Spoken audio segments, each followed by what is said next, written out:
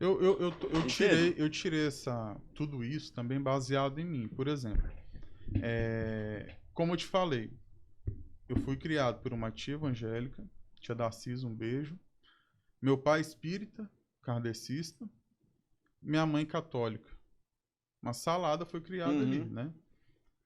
A salvação ela é individual. Sim. Ao mesmo tempo, é a questão da doutrina que a gente se sente bem. Cada um vai buscar uma forma de chegar e falar, não, é o caminho que eu quero seguir. Meu pai, por exemplo, como espírita, meu filho, não importa a religião, eu quero que você tenha uma. É meu dever aqui te passar os mandamentos de Cristo e tal, tal, tal. Então eu vejo às vezes que eu me chateio um pouco até, muitas pessoas julgando o espiritismo, inclusive. Eu nunca fui lá onde meu pai frequentava, vi vela, não sei o quê, como todo mundo conta. Inclusive o livro deles é baseado João não sei o que, a explicação. O que eles acreditam diferente de tudo que a gente lê e acredita, eu hoje também, como me Uhum. considero um evangélico, é a questão da reencarnação, da vida após a morte, e eles aprofundam um pouco mais, mas eu acho que cada um com sentido, né?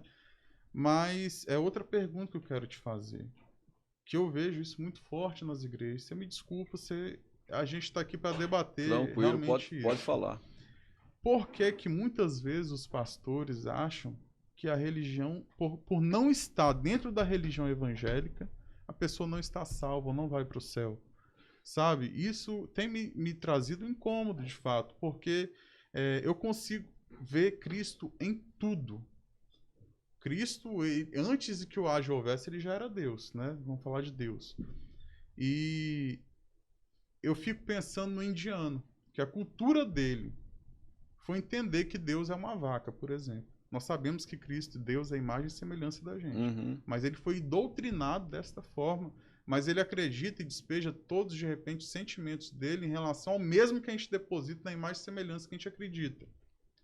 Por que que ele não merece ter um cantinho no céu, assim como nós que também temos a nossa cultura, a nossa nosso discernimento em relação ao que é a salvação, porque algumas religiões merecem, outras não. Certo. Não é questão de religião, Léo, eu entendi sua pergunta. Olha só, a palavra de Deus é que é absoluta. Não é a religião A, B, C, denominação A, B, C ou D. Não é. É a palavra de Deus que salva. O que que acontece? Qualquer que seja a religião ou qualquer que seja a denominação, ela tem que ser colocada aqui na palavra. Se enquadra, está de acordo. Se tiver de acordo, ok. Se não tiver de acordo, não pode ser considerado uma religião cristã evangélica, não é?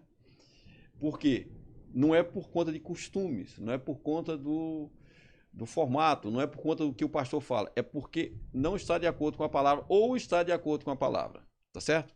Então a primeira coisa é isso. Eu, na posição do pastor, não posso estar julgando. O que eu posso é olhar e avaliar conforme a palavra. Não é conforme a minha lente, é conforme a palavra de Deus, tá certo?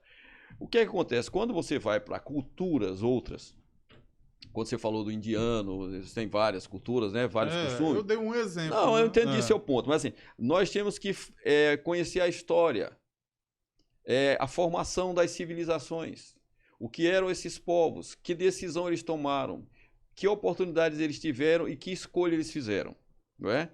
E aí é o seguinte, hoje que eu digo para nossa geração, culminou, Deus se manifestou depois de tudo, depois de todas as tentativas, depois de um dilúvio, depois de um chamado de Abraão, depois de tudo, né? Depois de dar a lei, de ensinar, de usar os judeus falharam, ele mesmo se fez homem. E não só isso, ele se fez homem, ele veio, ele mostrou que é possível obedecer, aí ele morreu no nosso lugar, né? Para que nós pudéssemos ter salvação nele. Então, qualquer outro caminho que se busque para a salvação está errado. Tá. Entendeu? Onde é que está a salvação, então? Não está em religião. Onde é que está, então? Em Jesus Cristo. Então, qualquer um que pregue que Jesus Cristo é o único e suficiente Salvador, está correto.